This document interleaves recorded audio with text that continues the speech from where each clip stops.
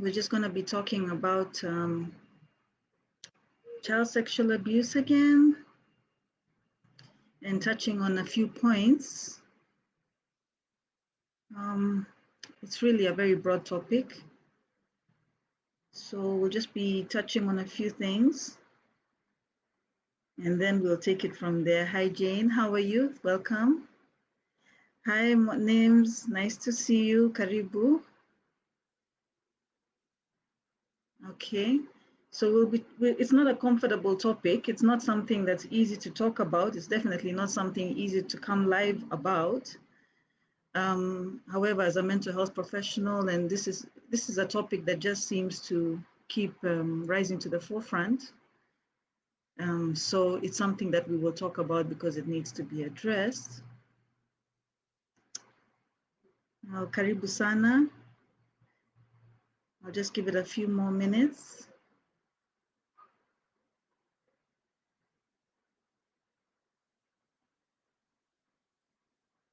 Okay, just wave when you come in so that I can know you're there. I'm still kind of new to this live thing, so I'm not sure how many people are there or any of that.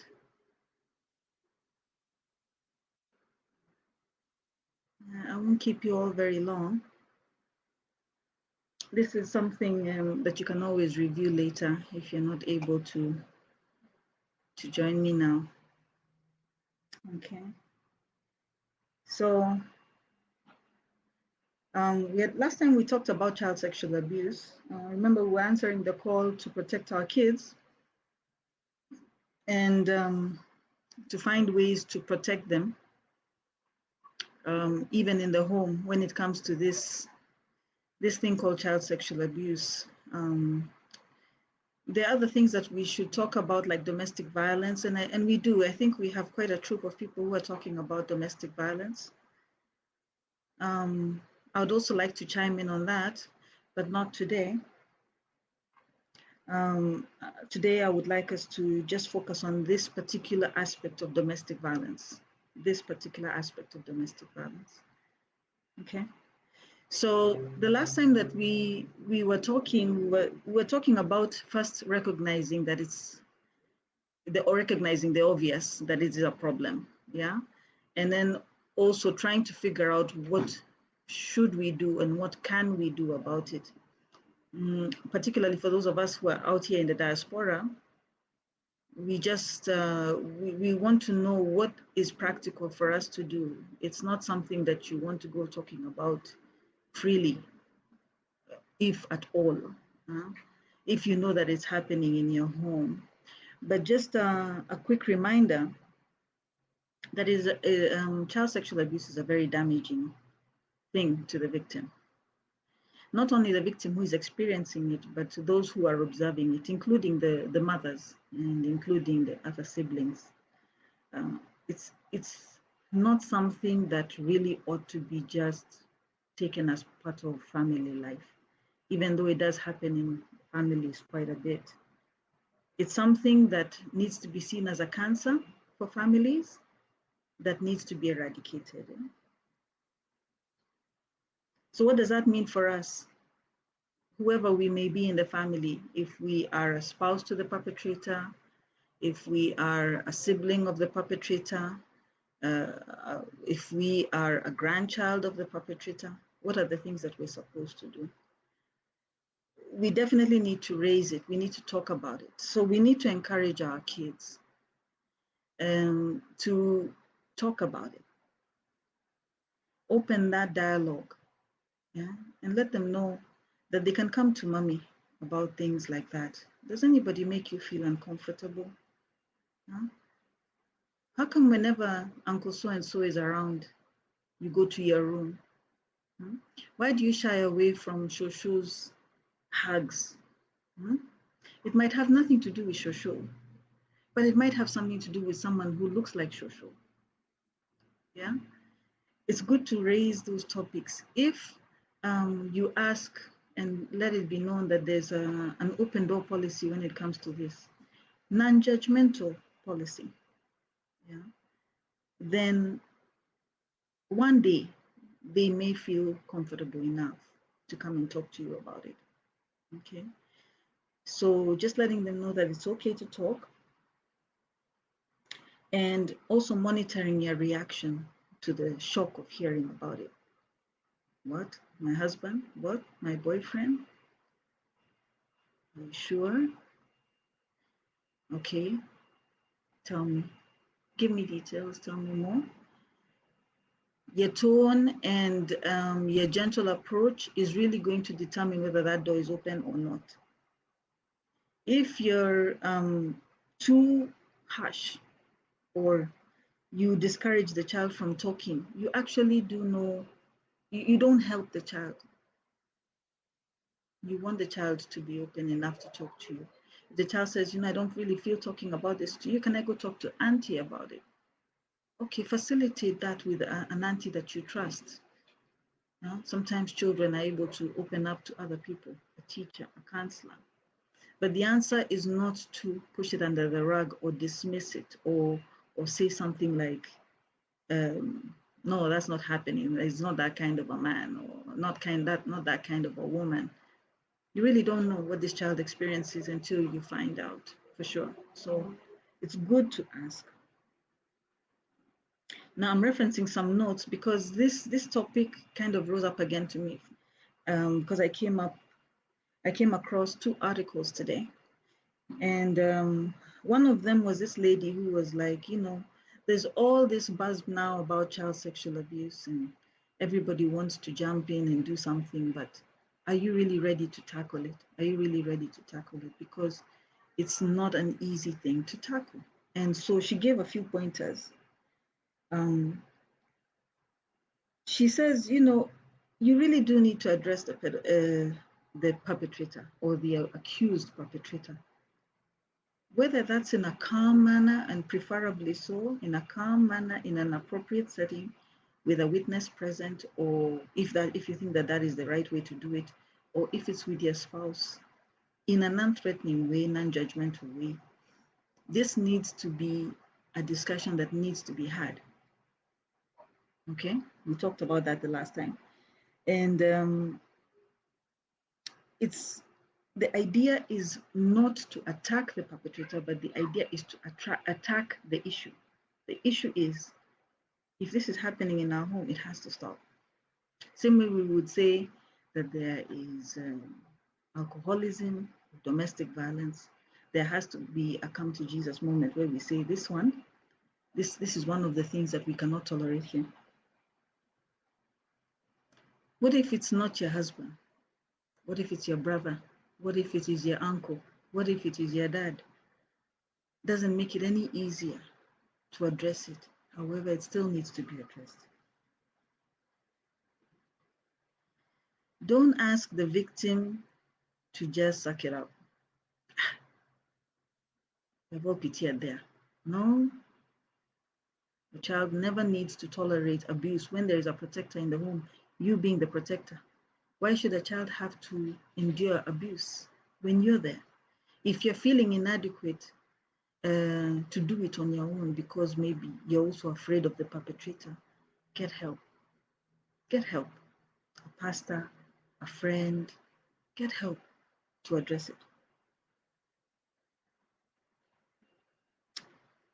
Once you become aware that this activity is happening or you highly suspect, and women, you know what our gut feeling tells us. We can tell when something is not sitting right in our home, right? Go ahead and do what you need to do to protect other children outside of the home. Okay? Don't invite other children to come and do sleepovers. Don't have the perpetrator, what do you say? Hey twin, how are you? Karibu sana. Don't encourage people to babysit or caretake the children in the house when you're not around. Okay, that's not going to be okay. You're putting other children at risk, or rather, not the perpetrator is putting other children at risk on your watch. Understand? So we want to make sure that does not happen. And if this pedophile, because many pedophiles seek out children in schools, as coaches, as wherever they can come across children, find a way to warn the people who are in charge of that decision. Find a way so that you protect as many children as you can. Right. So I'm just recapping what we talked about, because some of it was covered here. There's a point about, like if a relative comes and they want to hug and all of that, yeah? they want to kiss the child on the cheek or whatever, and the child doesn't want it. We want to give our children language. We want to give our children language, and we want to back them up when they say, I don't want that. We can say something like, oh, I guess he doesn't feel comfortable. Oh, I guess she doesn't feel comfortable with that. I'm trying to teach her to be able to say no if she's uncomfortable. And if a certain type of touch is not comfortable. So that's what you're seeing. It's not a rejection of you. It's what I'm teaching my child. They don't have to accept hugs and kisses if they're not okay with it. They don't have to accept touch if they don't like it. Okay, so it's good to explain that to people so that they don't get offended, but it's also good for the child to hear you've backed them up, right? You've backed them up.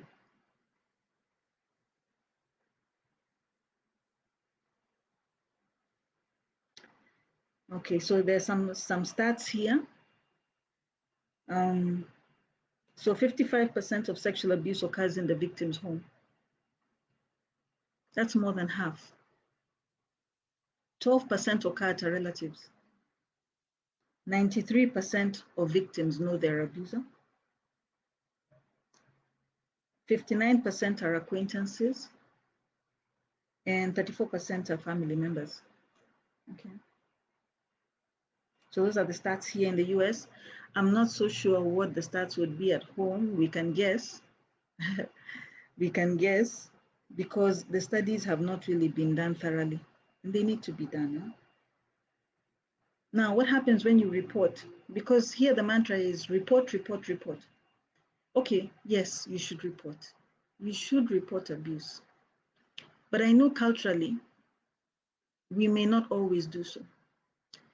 You may not always call 911, but if you're not going to follow the formal procedures, the legal procedures, really, if you're a mandated reporter, you really ought to report, and you're required to call 911.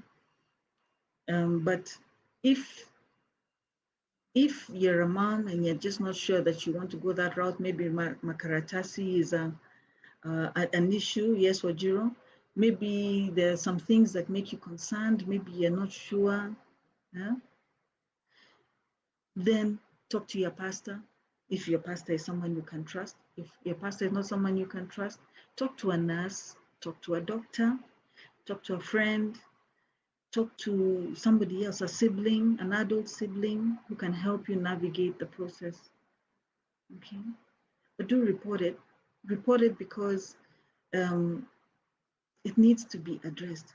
Especially if the perpetrator has denied, or the perpetrator is repeating the acts. Please find a way to let somebody know. Get some help.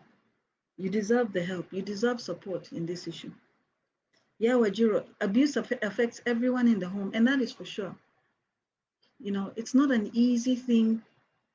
I mean, if we think of our children, they're already vulnerable just by their size and their age.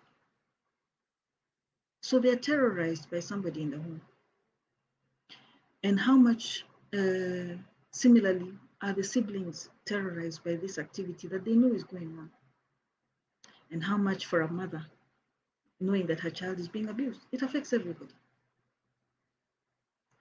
Many perpetrators I don't even know what percentage. There are some who say that they feel a lot of guilt after they have committed this act. So it affects them too. There are some who don't feel any guilt, and then now you really have a problem, don't you? Yeah? Now you really have a problem, because if someone does not even feel guilty, then there's a problem there.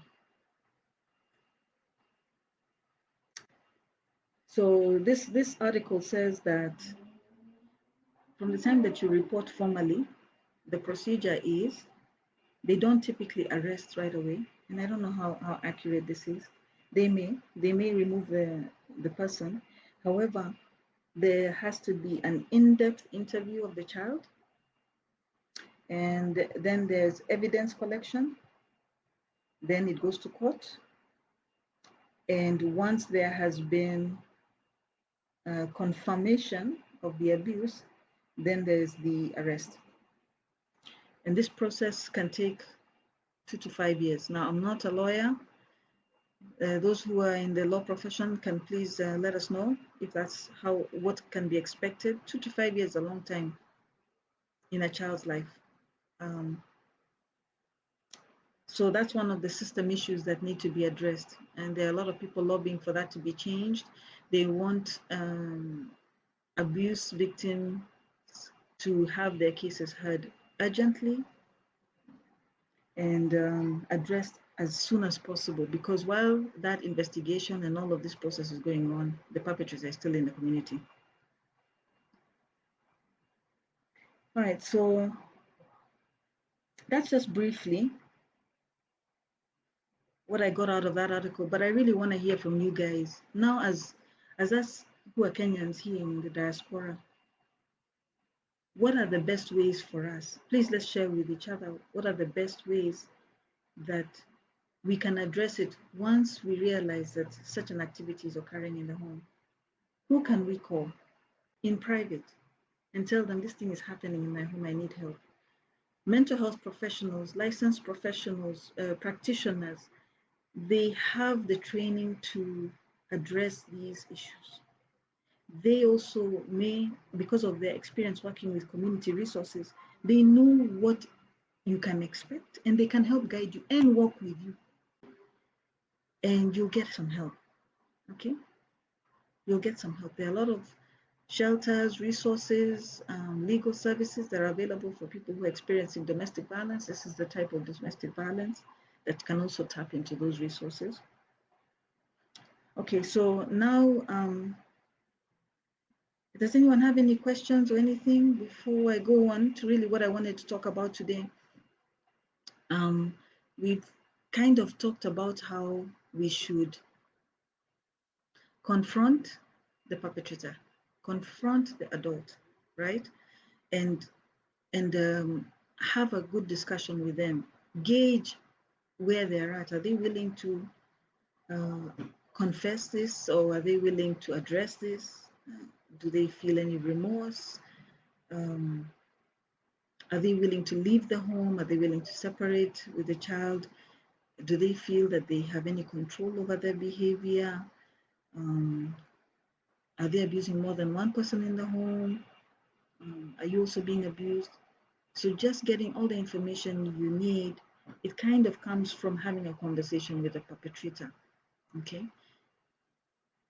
What if the perpetrator is another child? So child on child abuse. Now this happens, ladies, and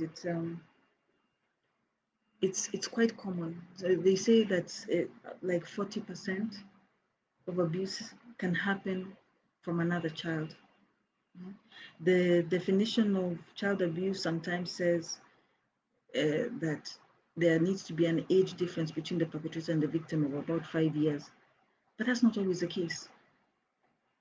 That 5-year difference is not always present. It could be a same age child or one very close in age. And so what do you do if you see something that makes you question? Okay, so I'll give you a scenario. Let's say you're called to the school. Why? Because Peter, he just dropped his pants. He's 5 years old and he just dropped his pants. You know how kids do? He dropped his pants and he's seems pretty oblivious. Okay, so someone said, "Hey, Peter, you need to wear your shoes. I mean, you need to wear your pants." So he put back his pants on. Yeah, pretty harmless, right? Okay. It is harmless if it's in the context of children nonchalantly exposing themselves. It's just that they're not fully developed to assess appropriate environment and see whether or not they. We know this, right? We used to do this as kids. Some of us used to swim in the lake naked or whatever. So that's not a big deal. But what if I add to the story that Peter dropped his pants because John told him to? John, who is 6 years old, told him, drop your pants. And if you don't drop your pants, I'm going to force you to drop your pants. Okay? That changes the scene, doesn't it? That changes the scene. So now Peter is a victim of abuse by a peer, by another child. Okay? Why do children do this sometimes? We can think about it. We know that children sometimes mimic what they have seen in life. If at home that's what they're hearing, then this could be a demonstration of what's happening at home. Okay? And that happens. The children act out what they have seen. Another reason that children could be doing this is some children are very advanced due to the abuse that they themselves have experienced. And when I say advanced, I just mean that they lost some innocence from the abuse that they experienced themselves. And now they kind of take on a bullying behavior of a sexual kind. This is a child that needs a counselor, needs somebody to sit down with them and just tease out, where did this behavior start? Where did this behavior come from? We're talking from children who are very young, as soon as they're able to walk, maybe, up until 17, the year 17, which is the end of teenage, right? Anywhere in between that is considered youth. So abuse among the youth happens. There's a third reason why children may perpetrate abuse on other kids. It's because they're prompted to. They're prompted to by adults. They're prompted to by other perpetrators. Okay. During this COVID period, there's been a lot of virtual predatory behaviors on the youth. The kids are at home, they're on the computer, someone comes on and tells them, do this, do that. The parents have no idea. It happens. It's been happening quite a bit. And it's a very tricky thing to monitor. Yeah. But one way to try and curb that is to talk to the kids. Make them aware. There's a lot of YouTube videos on how to protect your children against cyber stalkers and cyber criminals and cyber predators. Yeah? Familiarize yourself. Which are these sites that they go to? Do they go to Craigslist? Yeah? How to find a mate. Maybe she wants to go on a date, but she ends up with a perpetrator 10, 20 years her age. And now she's doing things she never thought she could do under the nose of her parents. So we need to be more vigilant. We need to be more vigilant when it comes to the internet. Some of us are not very savvy. I, for one, really don't know much about these apps. But it's important to ask the kids, hey, which sites are you guys on? TikTok? Did you don't know which games? Have these conversations with them. Tell them now, if someone comes to you and shows you pictures and does things to you, no, you don't have to accept them. Tell them, I'm not here for this. Or call your parent. Let your parent come and deal with it. Teach your children to be careful about the camera, so that people are not turning on their cameras when they're changing or whatever. Keep the phones, the cameras out of the room. Hmm? We want to make sure that we are equipping the kids to protect themselves as much as is possible.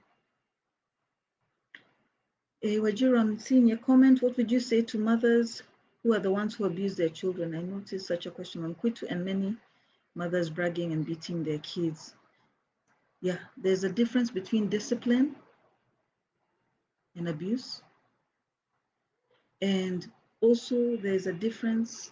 There's nothing that says that mothers cannot abuse their children. We do have mothers who have a problem abusing their children.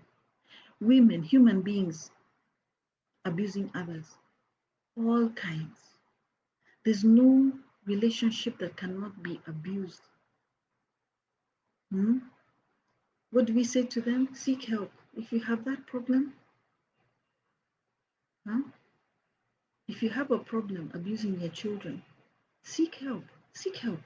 When you get a therapist, it's confidential. A well-trained therapist will sit with you in non-judgment, no judgment. And they will walk you through this activity, this behavior. There's a reason why you're doing it. Seek help. Get some help. Mom, dad, whoever, anybody. Seek help. There is help available. Whether you saw it happening from long ago to whatever, get help. There's so much help. Come on as an HMI and explain what your situation is. Yes, you might get a few rocks. You might get some abuse. But there's going to be 1 or 2 or 3 or 5 people in there who are going to give you some solid advice. Just weed out what is not necessary and take what is useful. Isn't it? I encourage us to seek help when we need it. And definitely if you're abusing a child, you need it. Right? So what have we talked about? We've talked about child-on-child abuse, and we're saying that there are reasons why children exhibit what can be considered sexual behavior. Some of it is just innocent exploration of the self, exploration of others. Show me yours, I show you mine. That's kids do this. Okay. But the difference, but most times when we're showing each other these things as children, there's no sexual thought in our mind. It's curiosity, it's play. Okay. That's healthy, that needs to be protected. Okay, that needs to be advocated for. Right now, everybody is very sensitive about sexual abuse. So a teacher may see something like that and immediately it's reported, you're called to the office, and in the file is written sexual misconduct. And this is something that stays in the child's file, sometimes from class to class to class to class. This is where you become a strong advocate as a parent. As a parent, you come to the classroom and to the teacher and you're like, this is concerning. Has anyone gotten hurt? Yeah or no. Okay, get as much detail as you can. Okay, try and find out as much as you can. You know your child best. And if at some point you realize this really is just childhood play, it's just harmless play, and maybe someone is there with you who can even confirm that. It's not that you're in denial. Genuinely, you're looking and you're like, you know what, my kids are just a mess. They do things like this all the time. They don't mean any harm. It's just play. Advocate for your child, because you don't want the school labeling your child as a sexual predator of a kind, which is not the case. Your kid was just being playful. So there's that category of normal, healthy play. If you need maybe a professional to come with you and talk to the school, take a therapist with you. Take a therapist with you. Let them come together and get the information with you, and they'll help you assess, is this really predatory behavior? It may appear sexual because there are some private parts showing and there are some touch and kisses here or there, but it's a lot of harmless play. However, I want to remind us, yeah. Sorry, guys, it's so hot. I want to remind us that this is not Kenya. Yeah, it's quite easy for us to have that conversation in Kenya, and it will be very quickly understood and dismissed and whatever. But in the US, there are so many protocols. They are so afraid of liability and policy and things like that. They have to follow several steps, and they may choose not to accept your perspective of it, even though it's accurate. It may be accurate. They may find that they cannot just go ahead. They're going to put a note in your child's thingy, in your child's file. That's why it's beneficial to take a professional with you. It's beneficial to take a professional with you if you genuinely, so that you can share this information. Now, in getting this information, you may find there are some things. That was one scenario, right? Let's set that to the side. Harmless, normal child's play. But now, what if you go and listen and you're in shock? You're like, what? He did what? She did what? That's not like her. I'm worried about that behavior. A child was hurt. A child is crying and afraid because of what my child did. This is an issue for concern. Again, it's helpful to have a therapist with you because they can collect this information and process it with you. If the school is correct in putting down sexual misconduct in the file, then this is now an opportunity for you to go and sit with your therapist and find out what was that. So let's go back to our experience with Peter. Peter dropped his pants, okay, because he was instructed to. How should he be handled? In that scenario, he is a victim. He's a victim, child sexual abuse. So now the therapy will be guided by that and will approach it in that way. Then now we have that other scenario where another child came and told him, you drop those pants or I'm going to make you do it. That is what we would typically call sexual reactive behaviors. He's reacting to something that he has observed or has happened to him, or both. Sexual reactive behavior. It's a reaction to abuse that has already occurred. That's a different type of therapy that the therapist can help you with, that can help the child with. And they do need to address it as soon as possible, as young as possible. What if it's the third scenario? This child who told another one to do it was prompted by Uncle so-and-so who wants to see it on his camera, or a friend or a boyfriend or someone who's watching in the room and wants to see that kind of behavior happening. We've got people who are not well. They do this kind of thing. Okay? So now you have an adult who is inciting children to abuse. So now the therapy is what? It involves therapy for the victim. It will involve therapy for the one who's making another victimize. And for the perpetrator, it's a 911 call. That's a 911 call. That's a police issue.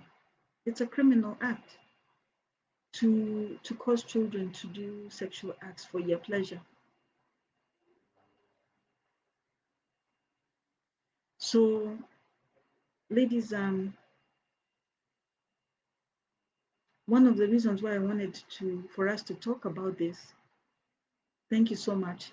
Thank you for the encouragement, Diana and Wajiro. Yeah, it's not an easy topic. But the more tools we have in our toolbox, the better and the stronger we are in addressing it, isn't it? So now we have dealt with so many different scenarios around child sexual abuse. And we have noticed that the way we approach an adult who is perpetrating is different than the way we approach a child in those three scenarios. We address the children differently than the way we address adults. It is not helpful for you to observe a child committing an act and forgetting that that is a child. And then you come raining hell and fire. Hey, what Shindwe Nini? What are you doing to my child? Yes, it's a natural reaction. It's a very natural reaction. And definitely you want to keep your child safe, separate, even from peers, if you feel that they are now being abused. However, remember this is a child. Where did this child learn this behavior? Where did this child learn this behavior? This child is sitting badly in front of adults, opening her legs. She wants to sit on everybody's lap. This boy, he seems to be walking provocatively in front of men or women, winking, throwing kisses. What kind of behavior is this? If you're seeing behaviors that are not typical to childhood, there's a reason. And the thing is to ask, what's going on? Hey, have you ever seen that before? I just noticed that you're seeing a little, what do you feel about so and so?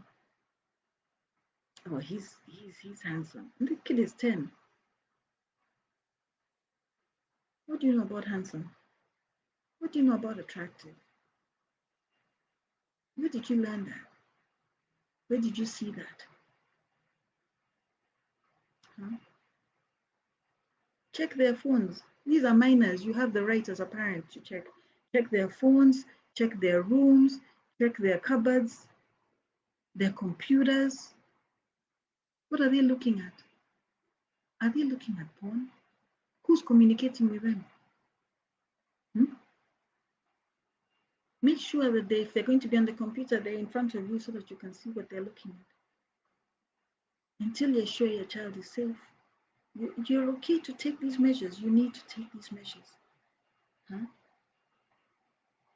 So gentleness and welcoming nature with the children, accountability and direct and firm with the perpetrator, who is an adult.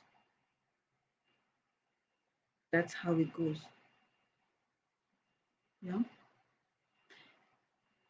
On safety, if the perpetrator is somebody who is dangerous, do not confront them. If you know they're dangerous, don't confront them. Report it or seek assistance, and then go from there. Some people take it very hard to be exposed. They take it very, very hard. Take it rough. They would rather silence you. Yeah? So if you know that you're dealing with that kind of a devil, please don't put yourself in danger. The child tells you they're being sexually abused, separate. However you need to separate, whether that is fleeing, whatever that is, do what you need to do. Seek help. Don't try and do this alone. You don't need to do it alone. We're here, direction. Or go to your PCP, or call your health insurance company, ask for the mental health section, or call the child abuse hotline in your area.